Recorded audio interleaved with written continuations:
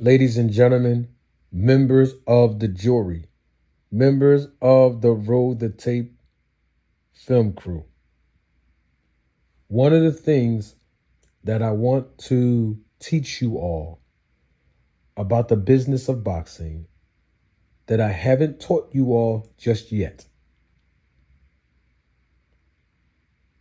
You ain't gonna find this nowhere else. That's why I'm glad that you're here. Please subscribe to the channel if you haven't done so. I encourage you to. Also, your contribution and your support to the channel is what allow quality content to be published on a continual basis, and all of your support through the Cash App and through the Super Thanks, which is the button with the heart surrounding the $ right there on your screen, is greatly appreciated. All right, enough with the hugs, handshakes, and Valentine's Day cards. I'm going to teach you something about the business of boxing that I haven't taught you just yet. And I want you all to keep this in mind moving forward. Now, when promoters promote events, there's a lot of things that occur behind the scenes prior to a boxing event materializing. You all know that part, most of you, right? Okay. Now, one of those things, which is what I taught you all before, and I regurgitated this information several times on this platform before, that happened is that matchmakers are the ones who are employed by the promoters to make the deals behind the scene for fighters to basically agree to fight each other in an effort to put on an event that will generate revenue for the promoter and the promotion company. And in the process of matchmakers approaching fighters and or their representatives, which is their advisors and or managers, a part of that process is conducting thorough research. And when I say thorough research, I mean it in the sense of investigating a professional boxer's record, the amount of rounds that the professional boxer has competed in total, the outcome of the fights that these professional boxers have competed in, the results of what has taken place inside of those previous fights, the amount of opponents and the amount of fights that this professional boxer has and have competed against, the records of those opponents, etc., etc., etc., right? But overall, I want to teach you this. Every promotion tells a story. Okay? You ain't gonna find this information nowhere else. That's why I'm so glad you're here. Every promotion tells a story. I'm gonna give you an example. If a professional boxer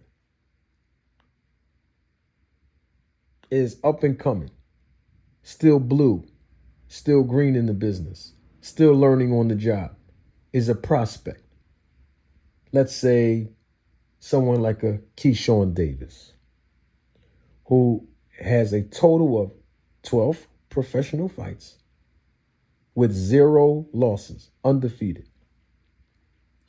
And the matchmaker and promoter who's promoting Keyshawn Davis match him up with an opponent who has, let's say, a losing record. The story that the promotion is telling is that they are favoring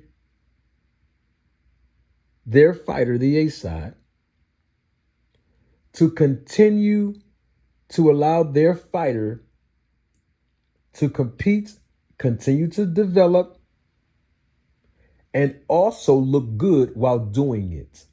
That's the story that promotion is telling. It's a story to take this fighter to the next level so that this fighter can receive a win, look good in doing it, galvanize a fan base, and then ultimately generate revenue for themselves as professional boxers and the promotion. So everyone wins, right? And in this story, the number one tool that's used is advertisement and marketing through allowing the professional boxer, let's say a Keyshawn Davis, to gain exposure to a streaming platform. Let's say ESPN, global network, right? Okay. Now, that's the story that scenario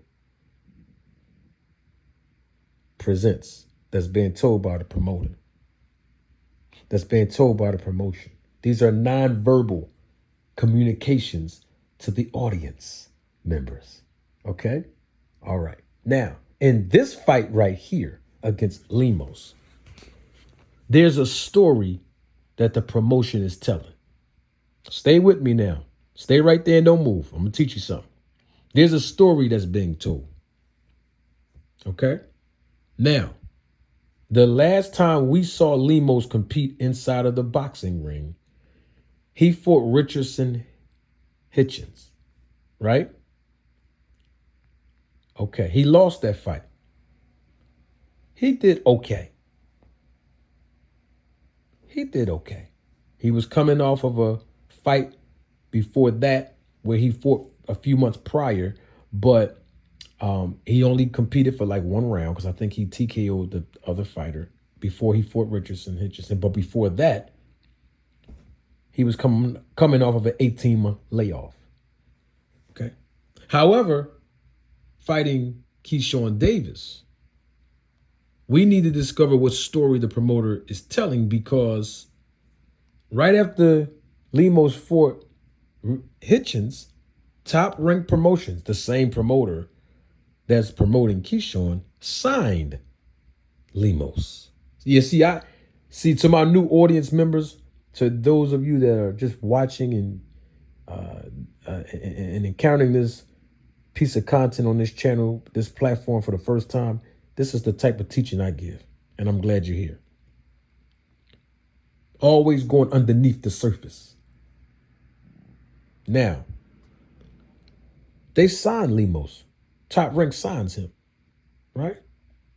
Okay, now, his first fight with Top Rank is against Top Rank's undefeated prospect in Keyshawn Davis. Now, let's be clear on something, and y'all need to stay with me now, because I'm going to break this thing down. I'm going to break it down like an old rifle, as my mother usually say. Before he fought Hitchens, remember I told you he got that first round TKO in that fight a few months before he fought Hitchens, right? He weighed in at 140 pounds because that was the weight class that he competed in after that 18-month layoff. But then when he fought Hitchens 4 months later, which was in April of this year, he weighed in at 138.5 pounds, which was in the 140-pound division. It was an IBF super lightweight title eliminator. Y'all remember that? Okay. Now, here we are, 7 months later, and he is in the ring, or he will be in the ring, with Keyshawn Davis, and he weighed in at 141.2 pounds. What story is the promotion telling? And that's the key. In other words, is in this man Lemos' last two fights, which was within a year, by the way, he was competing at 140. But now in this fight against Keyshawn Davis, he was targeted to fight at 135. In other words, he had to lose weight. He had to lose weight. And apparently, he had trouble doing so. Obviously, if he came in on the scales nearly 5 to 6 pounds over the contracted weight limit. What story is the promotion telling? I'll leave that up to your imagination so that you can understand the breakdown of this fight and what's going to happen tonight in the ring. Keyshawn Davis will have a man who's going to be a little bit more bigger than him physically. Doesn't mean he's going to be stronger. It just means he's going to be naturally bigger than him, which he is naturally bigger. It's a great possibility that he will be stronger than Keyshawn Davis. It's a possibility, a great one too. Doesn't mean it's automatic, but the natural inclination would be that he would be a stronger fighter physically than Keyshawn tonight. Keyshawn Davis is going to have to do several things in this fight if he want to come out victorious. And one of those things is not getting into an exchange with Lemos. He's going to have to use his boxing skills. When he get on the inside, land uppercuts. Attack Lemos' body. Pump that jab out there. And this will be an easy, smooth transition for him to get the win. But if he allows Lemos to press him, especially against the ropes, or back him into a corner where Lemos does a good job landing a combination of body attack or body punches and shots to the head, particularly his number one favorite punch, which is the overhand right. If he allowed Lemos to do that and dictate the pace in this fight, Keyshawn Davis is going to make this fight more difficult than it has to be. Because it's no secret, we know Lemos is very slow on his feet. So this should be a smooth transition for Keyshawn Davis. Not an easy fight. This is not an easy fight. But it should end through smooth transitions of Keyshawn outboxing this guy. And I'll leave you with this.